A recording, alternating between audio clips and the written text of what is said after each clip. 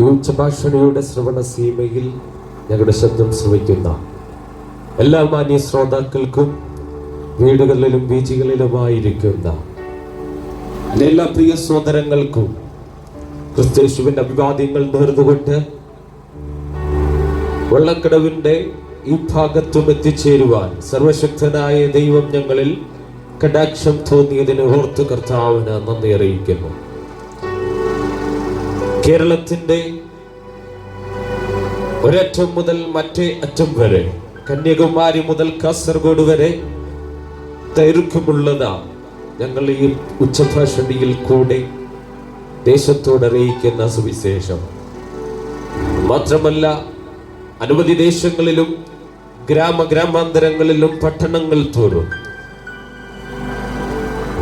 പാവപ്പെട്ടവൻ പണക്കാരൻ എന്ന വ്യത്യാസമെന്നെ, കുചേരകുബേല വ്യത്യാസമെന്നെ, ദേശങ്ങളിലെമ്പാടും അത്യുച്ചത്തിൽ ആർത്തുഘോഷിച്ച് സന്തോഷത്തോടെ വിളിച്ചു പറയുന്ന ഒരു രക്ഷകനെയാണ് ഈ ദേശത്തും ഞങ്ങൾ ഉയർത്തുവാൻ താല്പര്യപ്പെടുന്നത്. ലഹരിക്ക് അടിമപ്പെട്ട് ജീവിക്കുന്ന അനവധി മാന്യ ശ്രോതാക്കളെ നമുക്ക് തിരിച്ചറിയുവാൻ കഴിയും.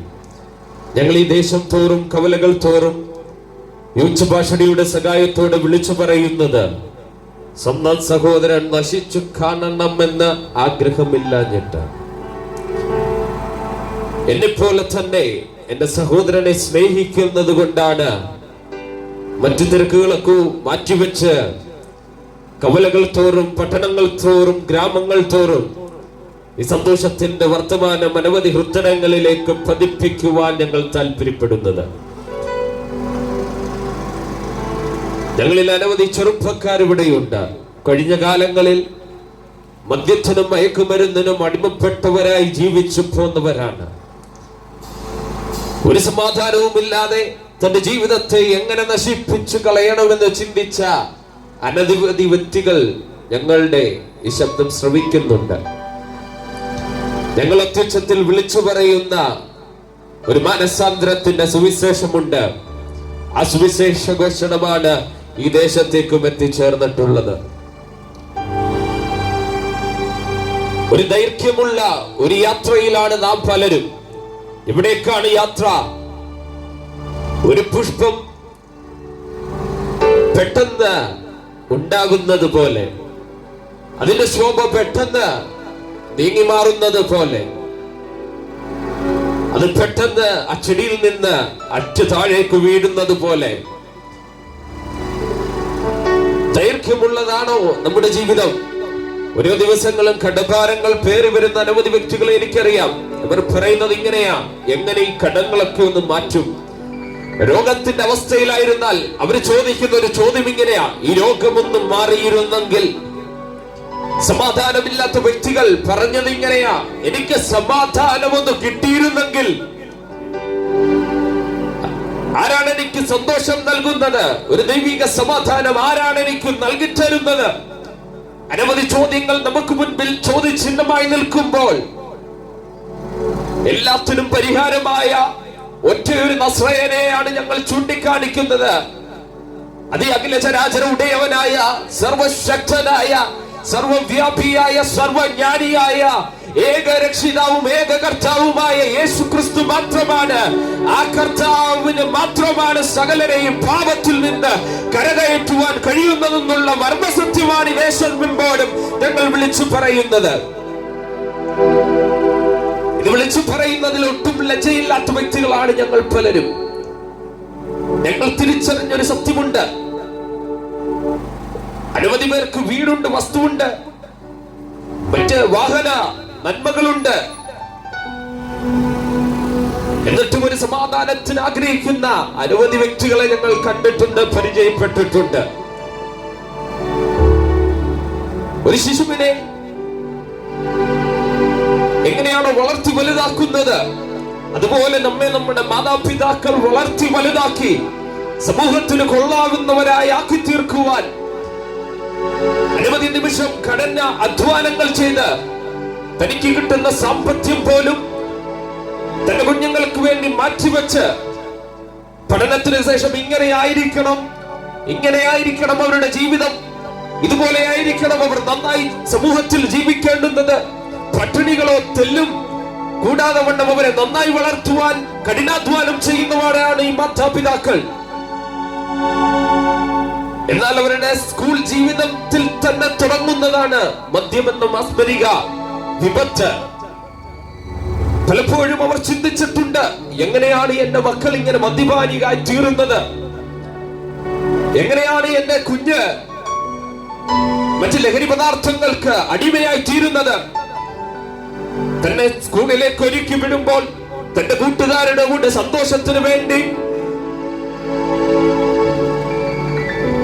ഒരു സന്തോഷം അവരുമായി പങ്കിടുവാൻ വേണ്ടി തുടങ്ങുന്നതാണ് ഈ മദ്യം, പുകയില, പാൻമസാല കൂട്ടുകൾ,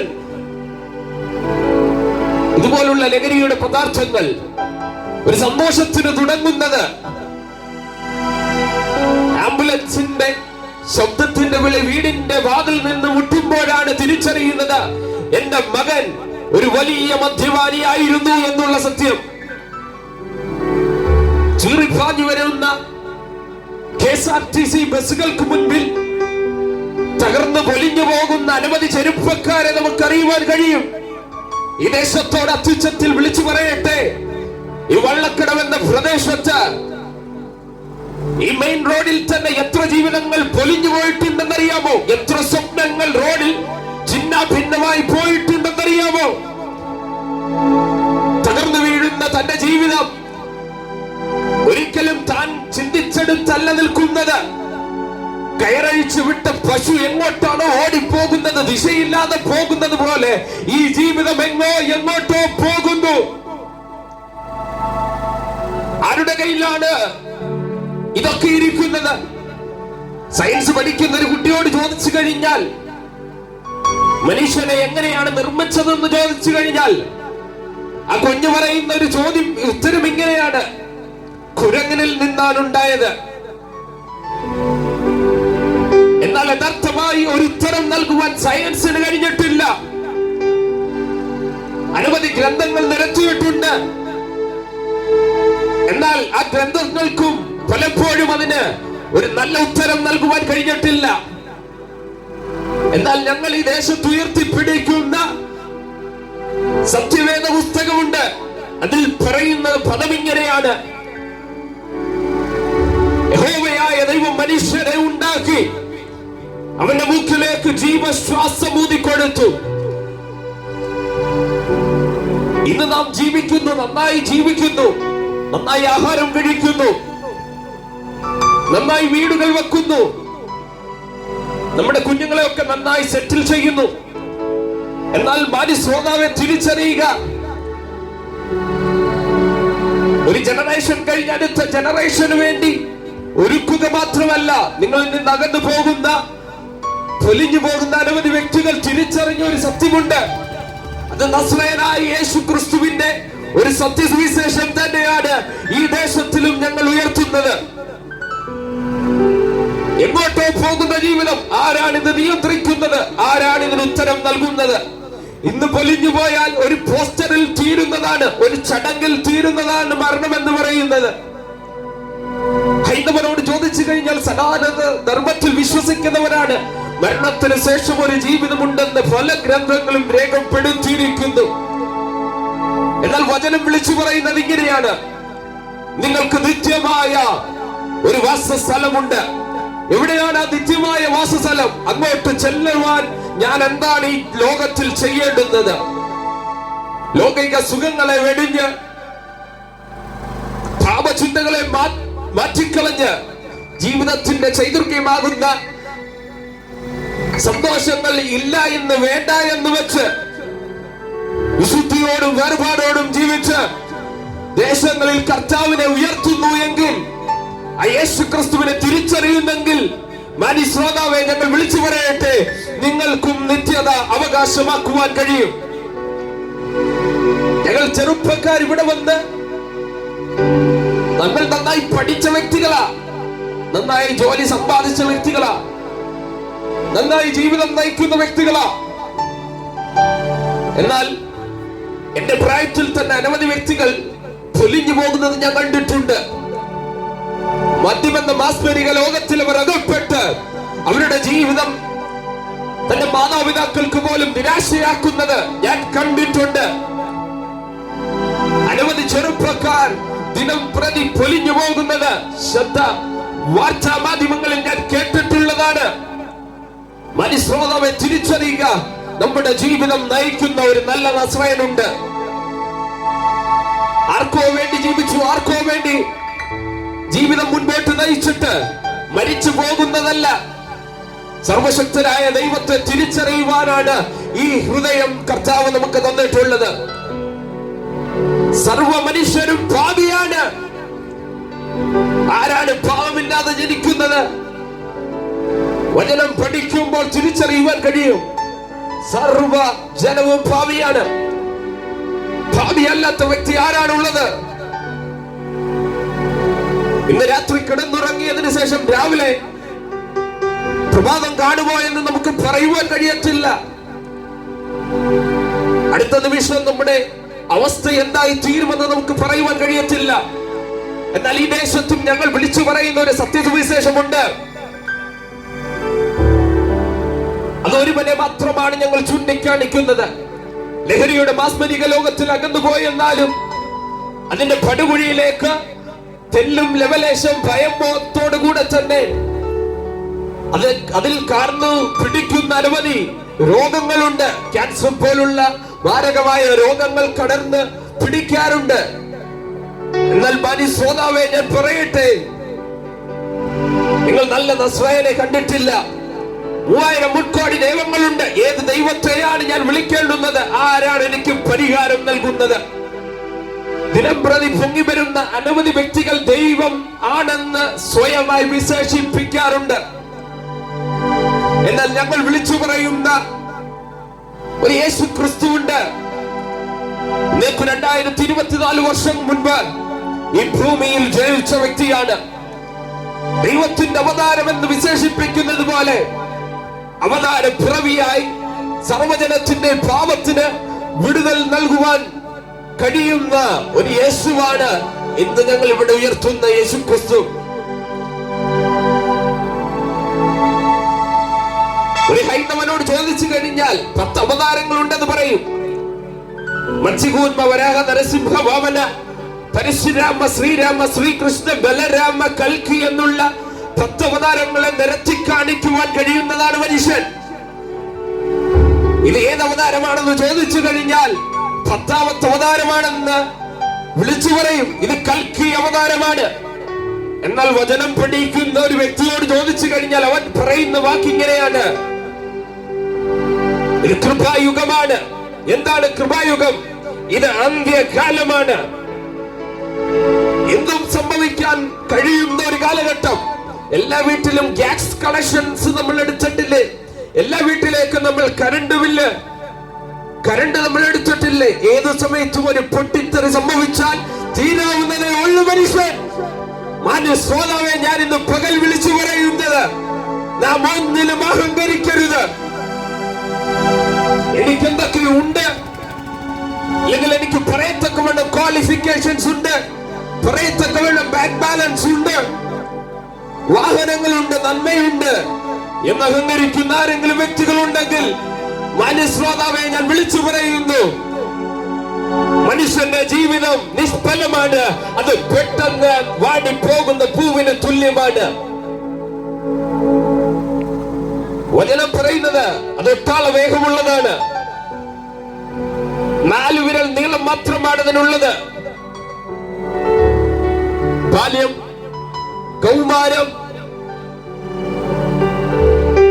വാർദ്ധക്യം, ഇങ്ങനെ വിളിച്ചു പറയത്തക്കവണ്ണം കയ്യിൽ എണ്ണാവുന്നത് പോലെ തന്നെ ചുരുക്ക നിമിഷങ്ങളെ മനുഷ്യനുള്ളൂ. എന്നാൽ മനസ്സിലാക്കുക ശ്രോതാവേ, നാം ഒന്നിലും അഹങ്കരിക്കുവാൻ താല്പര്യപ്പെടരുത്. എവിടോ ജീവിച്ച് ആരോ മരിച്ചുപോയി, അതിന്റെ പേരല്ലേ യേശു എന്നാരെങ്കിലും ചിന്തിക്കുന്നുണ്ടെങ്കിൽ ഒന്ന് ഞാൻ പറയാം, യേശുവിന്റെ ജീവിതം പോലും അത്ഭുതത്തിലായിരുന്നു. എന്താണ് യേശുവിന്റെ ജീവിതം അത്ഭുതത്തിൽ എന്ന് ചോദിച്ചു കഴിഞ്ഞാൽ, യേശു കർത്താവ് പിറന്നു വീണത് തന്നെ ഒരു അത്ഭുത പിറവി എന്നതുപോലെയാണ്. സാധാരണ മനുഷ്യരെ പോലെ ജീവിച്ചു. തന്റെ അമ്മയപ്പന്മാർക്ക് കീഴ്പ്പെട്ടിരുന്ന വ്യക്തിയാണ് യേശു. ഇക്കാലത്തിലെ കുഞ്ഞുങ്ങളോട് നാം ചോദിച്ചു കഴിഞ്ഞാൽ പലപ്പോഴും തന്റെ മാതാപിതാക്കൾക്ക് അനുസരണമുള്ളവരായിരിക്കാൻ കഴിയത്തില്ല അവർക്ക്. എന്നാൽ യേശുവിന്റെ ജീവിതം പഠിച്ചാൽ നന്നായി ജീവിച്ച് തന്റെ ദേശത്തോടും തന്റെ ജനത്തോടുമൊക്കെ സുവിശേഷ ഘോഷണം ചെയ്ത് നിത്യതയെ പറ്റി പ്രസംഗിച്ച്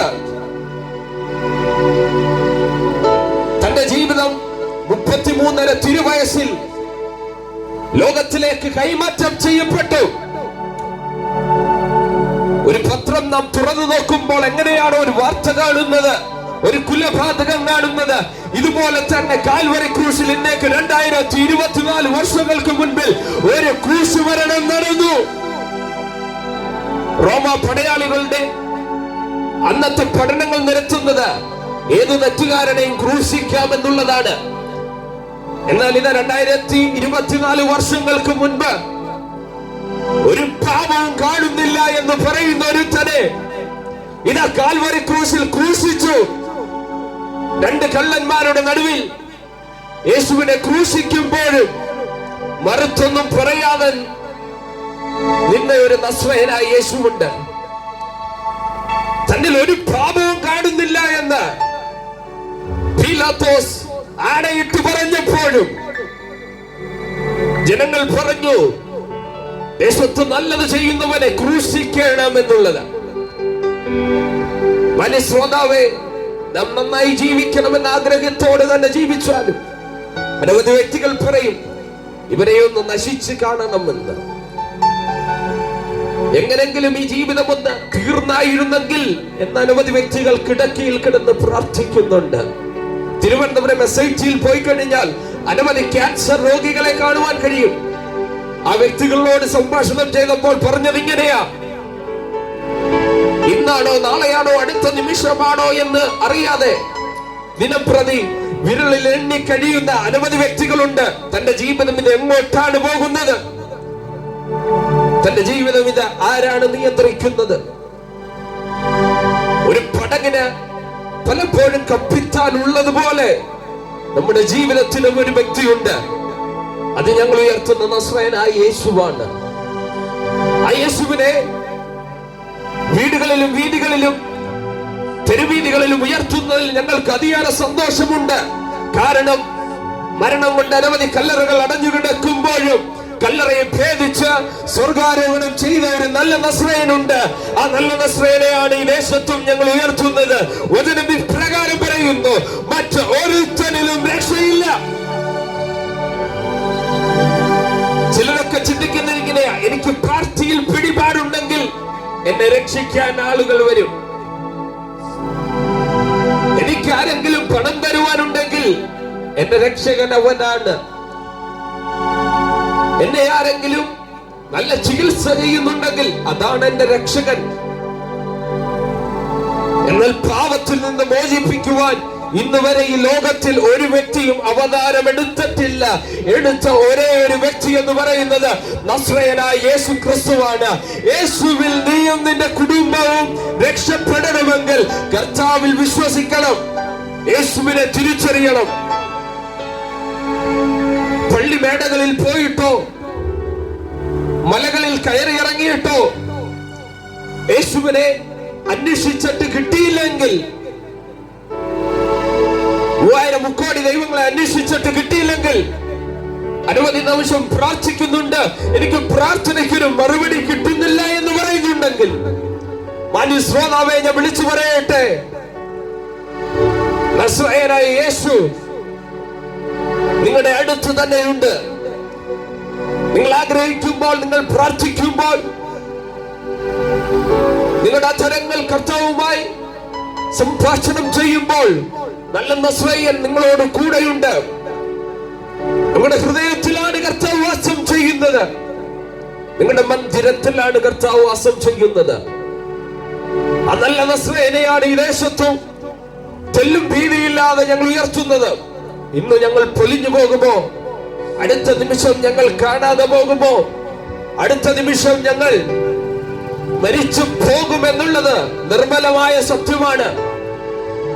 എന്നാൽ ഞങ്ങൾ തിരിച്ചറിഞ്ഞ ഒരു നല്ല വർത്തമാനമാണ് ഈ ദേശത്തിലും ഞങ്ങൾ ഉയർത്തി പറയുന്നത്. മറ്റ് ഒരുത്തരിലും രക്ഷയില്ല. നാം രക്ഷിക്കപ്പെടണമെങ്കിൽ ആകാശത്തിന്റെ കീഴിൽ മനുഷ്യരുടെ ഇടയിൽ നൽകപ്പെട്ട ഒരു നാമം മാത്രമേ ഉള്ളൂ. ആ നാമമാണ് യേശു ക്രിസ്തു എന്ന സത്യനാമം. ആ നാമത്തിൽ വിശ്വസിക്കുന്നെങ്കിൽ, ആ നാമത്തിൽ പ്രാർത്ഥിക്കുന്നെങ്കിൽ, ആ നാമത്തിൽ പ്രാർത്ഥന അർപ്പിതങ്ങൾ നടത്തുന്നുണ്ടെങ്കിൽ പള്ളിമേടയിൽ അന്വേഷിച്ചാലല്ല കാണുന്നത്. മലകളും കുന്നുകളും കയറി തന്റെ ശരീരത്തെ പോലും വ്രണപ്പെടുത്തിയാലല്ല കാണുന്നത്. യേശുവിനെ കാണണമെങ്കിൽ അകങ്ങടച്ച് കർത്താവിനോടൊന്ന് പ്രാർത്ഥിക്കുവാൻ തയ്യാറാകുമോ? യേശുവേ, എന്റെ പാപത്തിന് അങ്ങ് പരിഹാരകനാകുന്നു, അങ്ങ് സർവരക്ഷിതാവാണെന്ന് ഞാൻ വിശ്വസിക്കുന്നു. വായ്കൊണ്ട് ഏറ്റുപറഞ്ഞ് ആരാണോ അംഗീകരിക്കുവാൻ തയ്യാറാകുന്നത് അവരുടെ ഹൃദയത്തിലേക്ക് യേശു കടന്നു വരുവാൻ ഇടയായിത്തീരും. അങ്ങനെ കടന്നു വന്ന് നിങ്ങളുടെ ജീവിതത്തിന് ഒരു മാറ്റം കൊണ്ടുവരുവാൻ കഴിയുന്ന ഒരേ ഒരു നാമമേ ഉള്ളൂ. അത് ഇന്ന് ഞങ്ങൾ ഉയർത്തി പറയുന്ന യേശുവിന്റെ നാമം തന്നെയാണ്. അതാണ് വചനം പറയുന്നത്. മറ്റു ഓരോരുത്തരിലും രക്ഷയില്ല. നാം രക്ഷിക്കപ്പെടുവാൻ ആകാശത്തിന്റെ കീഴിൽ മനുഷ്യരുടെ ഇടയിൽ നൽകപ്പെട്ട ഒരേ ഒരു നാമം അത് യേശുവിന്റെ നാമം തന്നെയാണ്. ആ നാമത്തിൽ വിശ്വസിക്കുന്നുണ്ടെങ്കിൽ, പ്രാർത്ഥന അത്ഭുതങ്ങൾ നടത്തുന്നുണ്ടെങ്കിൽ, നിങ്ങളുടെ ജീവിതത്തിൽ മാറ്റം വന്ന്, നിങ്ങളുടെ ജീവിതത്തിൽ ഒരു രൂപാന്തരം വന്ന്, നിങ്ങളുടെ ജീവിതത്തെ നിത്യതയിലേക്ക് കൊടുക്കുവാൻ, ഇല്ലെങ്കിൽ ചെന്ന് എത്തിക്കുവാൻ, അത് കരസ്ഥമാക്കുവാൻ നിങ്ങൾക്ക് കഴിയുമെന്നുള്ളതാണ് സത്യമായ നിർമ്മലമായ ഒരു സത്യം. ഒരു പണിയുമില്ലാതെ വന്നതല്ല ഞങ്ങൾ. ഈ സന്തോഷ വർത്തമാനമാണ് വീടുകളിലും അനവധി കവലകളിലും ഞങ്ങൾ ഉയർത്തുന്നത്. നസ്രയനായ യേശുവിന്റെ അടുത്തേക്ക് നിങ്ങൾ ചെല്ലുന്നെങ്കിൽ, നസ്രയനായ യേശുവിനോട് നിങ്ങൾ പ്രാർത്ഥിക്കുന്നെങ്കിൽ, നസ്രയനായ കർത്താവിനോട് നിങ്ങളുടെ പ്രാർത്ഥന അർപ്പിതങ്ങൾ നടത്തുന്നുണ്ടെങ്കിൽ, നിങ്ങളായിരിക്കുന്ന ഏത് മേഖലയിലായിരുന്നാലും, കടഭാരത്തിന്റെ കെണിയിലായിരുന്നാലും, ഇരുളിന്റെ അവസ്ഥയായിരുന്നാലും, എന്റെ ജീവിതത്തിനൊരു പച്ചിപ്പില്ലല്ലോ എന്നാരെങ്കിലും പറയുന്നുണ്ടെങ്കിൽ, ആരാണ് എനിക്ക് സഹായമായി വെളിപ്പെടുന്നതെന്ന് അകതാരിൽ ആരെങ്കിലും അറിയുന്നുണ്ടെങ്കിൽ, കരയുന്നുണ്ടെങ്കിൽ, നിങ്ങളുടെ കിടക്കയെ കണ്ണുനീരുകൊണ്ട് നിങ്ങൾ പലപ്പോഴും ഒരു സമാധാനത്തിന് വേണ്ടി അലയുന്ന വ്യക്തികൾ ഈ ശബ്ദം ശ്രമിക്കുന്നുണ്ടെങ്കിൽ, മാന്യശ്രോതാവേ, നിഷ്കളങ്ക മനസ്സാക്ഷിയോടെ ഞങ്ങൾ വിളിച്ചു പറയട്ടെ, ഒരു നാളിൽ ഞങ്ങളും പാപികളായിരുന്നു. യേശുവിനെ അറിയാതെ എങ്ങോ പോയ വ്യക്തികളായിരുന്നു. ലഹരിയുടെ അടിമത്തത്തിൽ വീണ വ്യക്തികളായിരുന്നു. എന്നാൽ അവിടുന്ന് കരം പിടിച്ച് ഒരു കുഴിയിൽ ഇറങ്ങിക്കിടക്കുന്ന വ്യക്തിയെ കരം പിടിച്ച് ഉയർത്തിയെടുക്കുന്നത് പോലെ ഉയർത്തിയെടുത്ത ഒരു നസ്രയനുണ്ട്. ആ നസ്രയനാണ് ലോകത്തിലെ ഏക നല്ല രക്ഷിതാവ്. ആ നസ്രയന്റെ പേരാണ് യേശു ക്രിസ്തു. ഈ യേശു ക്രിസ്തുവിൽ നിങ്ങൾ വിശ്വസിക്കുന്നുണ്ടെങ്കിൽ നിങ്ങളുടെ ജീവിതത്തിന് മാറ്റം വരുമെന്നുള്ളത് സത്യമായ നിർമ്മലമായ സത്യം തന്നെയാണ്. അങ്ങനെ നിങ്ങളുടെ ജീവിതത്തിന് മാറ്റം കൊണ്ടുവന്ന് സമൂഹത്തിനും ദേശത്തിനും ഒരനുഗ്രഹീതമായ ജീവിതം നയിക്കുവാൻ, വിശുദ്ധിയുള്ള ജീവിതം നയിക്കുവാൻ, പാപത്തിന്റെ കണികൾ ലേശം കൂടാതെ ദൈവത്തോടുള്ള സദ്വർത്തമാനത്തെ ദേശമെമ്പാടും ഘോഷിക്കുവാൻ നിങ്ങൾക്കും കഴിയുമെന്നുള്ള ആഹ്വാനം ഈ ദേശത്തോട് ചെയ്തുകൊണ്ട് സമയങ്ങളെ അനുവദിച്ച എഫ്രാത്ത് ചർച്ച് ഇഞ്ചക്കാടിന്റെ ദൈവദാസനോടുള്ള നന്ദി അറിയിച്ച സമയത്തിന്റെ അധീനതയിൽ നിന്ന് പുറത്തു വന്ന ദൈവത്തെ അന്വേഷിക്കുന്ന ബുദ്ധിമാന്മാരെ അന്വേഷിക്കുന്ന ദൈവത്തെ തിരിച്ചറിയുക. അനവധി വ്യക്തികൾ ഈ ദേശത്ത് നിന്ന് ഉണരട്ടെ, എഴുന്നേൽക്കട്ടെ എന്ന ആഹ്വാനവും ചെയ്ത കർത്താവിന്റെ ദാസനമയ്ക്ക് കൈമാറുന്നു. ദൈവം ധാരാളമായി അനുഗ്രഹിക്കുന്നതാണ്.